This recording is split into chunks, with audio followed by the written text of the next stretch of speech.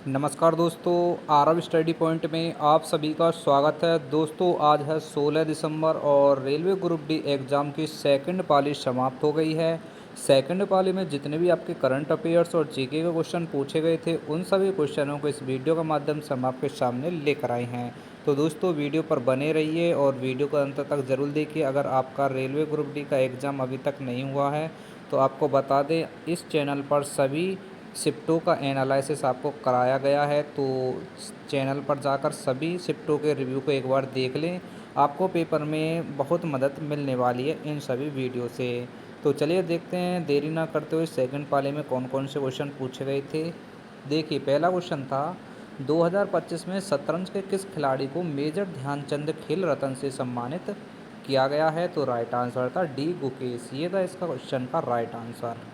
अगला क्वेश्चन था, अप्रैल 2025 तक भारतीय रिजर्व बैंक के अनुसार वित्त वर्ष 2025-26 के लिए भारत की जीडीपी विकास दर का अनुमान क्या है? तो राइट आंसर था 6.5%। अगला क्वेश्चन था, जून 2025 में युवा शतरंज को बढ़ावा देने के लिए अखिल भारतीय शतरंज महासंघ ने कौन सी योजना लॉन्च की है? तो आंसर था शीर्ष राष्ट्रीय खिलाड़ी वजीफा योजना। अगला क्वेश्चन देखिए क्या पूछा गया था, अंतर्राष्ट्रीय ओलंपिक समिति की पहली महिला और पहली अफ्रीकी अध्यक्ष कौन बनी है? तो इनका आंसर था कि कस्टरी कोवेंट्री। ये था इस क्वेश्चन का राइट आंसर। नेक्स्ट क्वेश्चन देखिए, यदि किसी सतह पर 50 न्यूटन का बल लगाया जाए और क्षेत्रफल 0.1 सेंटीमीटर हो तो दाब तथा प्रमोद या थ्रस्ट का मान क्या होगा? तो आंसर था इसका ऑप्शन सी 50 न्यूटन। दाब बराबर 5 × 10⁻6 पास्कल या प्रमोद बराबर 50 न्यूटन। ठीक है, आगे देखिए अगला क्वेश्चन, बैटरी में इलेक्ट्रॉन के प्रवाह की दिशा कैसी होती है? तो आंसर था ऋणात्मक ध्रुव से धनात्मक ध्रुव की ओर, यानी कि क्वेश्चन का आंसर वी ऑप्शन था। अगला क्वेश्चन देखिए, एक लड़की 40 मीटर लंबे पुल को पार करती है तथा फिर वापस जाकर अपने प्रारंभिक स्थान पर पहुंच जाती है। इस प्रक्रिया में 80 मीटर की दूरी तय करती है, उसका विस्थापन क्या होगा? तो देखिए विस्थापन होता है जितनी दूरी उसने चली है वही उसका क्या होता है, विस्थापन। शुरू से एंड तक जितनी भी दूरी चली है उसी को बोलते हैं विस्थापन। आगे देखिए, आनुवंशिकता में F1 पीढ़ी में कुछ एलील दिखाई नहीं देते लेकिन F2 पीढ़ी में पुनः प्रकट हो जाते हैं, ऐसा क्यों होता है? तो आंसर था इसका प्रभावी एलील अप्रभावी एलील को ढक लेता है। अगले क्वेश्चन में पूछा गया था, यदि किसी तत्व में इलेक्ट्रॉन की संख्या 17 है और न्यूट्रॉन की संख्या 18 है तो वह तत्व कौन सा है? तो आंसर था इसका क्लोरीन। ठीक है, अगला क्वेश्चन देखिए, निम्नलिखित में से कौन सा जीव बाहर निषेचन करता है? तो आंसर था इसका मछली। मछली जो करती है इसका बाहर निषेचन करती है, बाकी जो तीनों विकल्प आपके दिए गए हैं इनमें होता है आंतरिक निषेचन। ठीक है, आगे देखिए फ्रेंड्स, वीडियो को रोक रोक कर देख लेना, यहाँ पर आपको डिटेल जो दी गई है इससे आपको बहुत ही मदद मिलने वाली है वीडियो से। ठीक है, आगे देखिए अगला क्वेश्चन, एक तार का प्रतिरोध R है, उसे 6 वोल्ट की बैटरी से जोड़ा जाता है तो उसमें 2 एम्पियर की धारा प्रवाहित होती है, धारा तार का प्रतिरोध R का मान क्या होगा? तो देखिए इस क्वेश्चन का जो राइट आंसर था वो था ऑप्शन सी 3 ओम।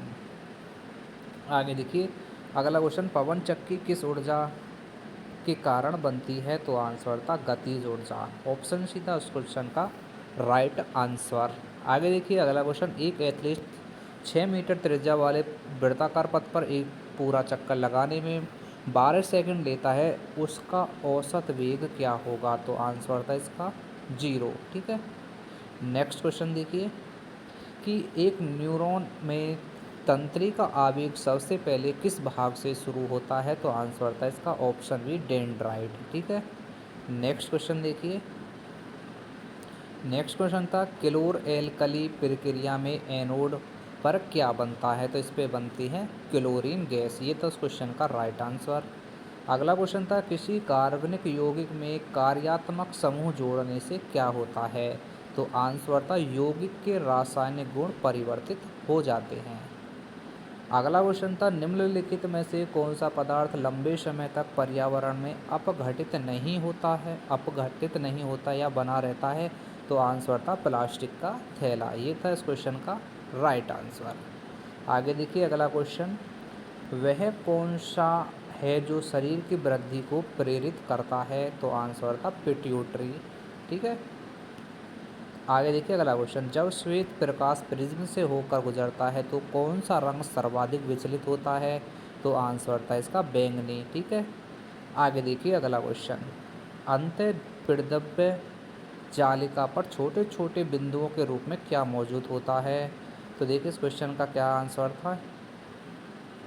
यहाँ इसका जो आंसर था वो था ऑप्शन बी राइबोसोम। ठीक है। आगे देखिए अगला क्वेश्चन, प्रकाश के परिक्षेपण को निम्नलिखित में से किसके द्वारा बेहतर समझा जा सकता है? तो आंसर था ऑप्शन बी आकाश के नीला दिखाई देना। ये था इस क्वेश्चन का राइट आंसर। अगले क्वेश्चन में पूछा गया था कंसर्ट हॉल में छतों को वक्राकार क्यों बनाया जाता है? तो आंसर था ताकि ध्वनि परावर्तन के बाद हॉल के सभी भागों में पहुंच जाए। नेक्स्ट क्वेश्चन देखिए, फरवरी 2025 में WTA 1000 खिताब जीतने वाली सबसे कम उम्र की खिलाड़ी का नाम क्या है? तो इसका नाम क्या था? Mirra Andreeva. ये था इस क्वेश्चन का राइट आंसर। अगला क्वेश्चन था जून 2025 में अहमदाबाद में दुर्घटनाग्रस्त विमान AI में 171 किस देश के लिए उड़ान भर रहा था? तो आंसर था यूनाइटेड किंगडम। अगला क्वेश्चन था फरवरी 2025 में आयोजित AI एक्शन समिट किस शहर में हुआ था? तो यह समिट 10 से 11 फरवरी 2025 को पेरिस के ग्रैंड प्लेस में आयोजित हुआ था। इसकी अध्यक्षता फ्रांस और भारत के ने की थी। ठीक है। आगे देखिए, राष्ट्रीय ई गवर्नेंस पुरस्कार 2025 के तहत डिजिटल नवाचार के लिए स्वर्ण पदक किस पंचायत ने जीता है? तो आंसर क्या था इसका? रोहिणी पंचायत। ठीक है। ऑप्शन सी था इस क्वेश्चन का राइट आंसर। आगे देखिए अगला क्वेश्चन था राष्ट्रीय स्वच्छ वायु कार्यक्रम के तहत 2025 में कितने शहर या जिला का मूल्यांकन किया गया था? तो आंसर था इसका ऑप्शन डी 130 देशों का। ठीक है। नेक्स्ट क्वेश्चन देखिए, कौन सा नगर पालिका निगम या स्वच्छ शहर QR स्कैनर कोड का उपयोग कर रहा है? तो आंसर था इसका इंदौर नगर निगम। आगे देखिए अगला क्वेश्चन, लगभग 2000 वर्ष पहले बुद्ध धर्म के आगमन को चिन्हित करने के लिए कौन सा देश पोषण पोया महोत्सव मनाता है? तो ये है आपका श्रीलंका। ये इस क्वेश्चन का राइट आंसर था। अगला क्वेश्चन था बजट 2025 में मुख्य रूप से किस राज्य के लिए ग्रीनफील्ड हवाई अड्डों की घोषणा की गई है? तो आंसर था बिहार। आगे क्वेश्चन देखिए क्या पूछा गया था। अंतिम प्रश्न था कि मुंह का pH मान pH किस स्तर से कम होने पर दांतों का क्षय होना शुरू हो जाता है? ये क्वेश्चन आपका दोबारा से रिपीट हो गया है। पहले भी आपका किसी न किसी शिफ्ट में पूछा गया था और आंसर क्या है इसका? pH मान कितना है? 5.5 से अगर कम हो जाता है तो दांतों का क्षय होने लगता है। ठीक है। तो फ्रेंड्स ये थे आपके सेकंड पाली के वो सभी क्वेश्चन जो रेलवे ग्रुप डी की परीक्षा में पूछे गए थे। और इसी प्रकार का 100% एनालिसिस पाने के लिए फ्रेंड्स चैनल को अवश्य सब्सक्राइब कर लीजिए।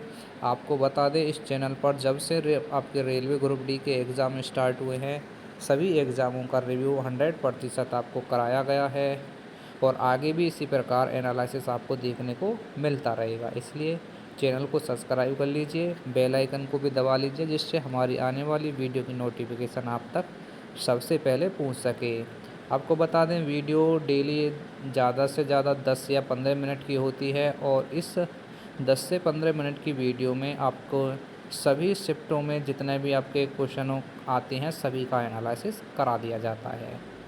तो मिलते हैं फ्रेंड्स फिर नेक्स्ट वीडियो में। जब तक के लिए जय हिंद जय भारत।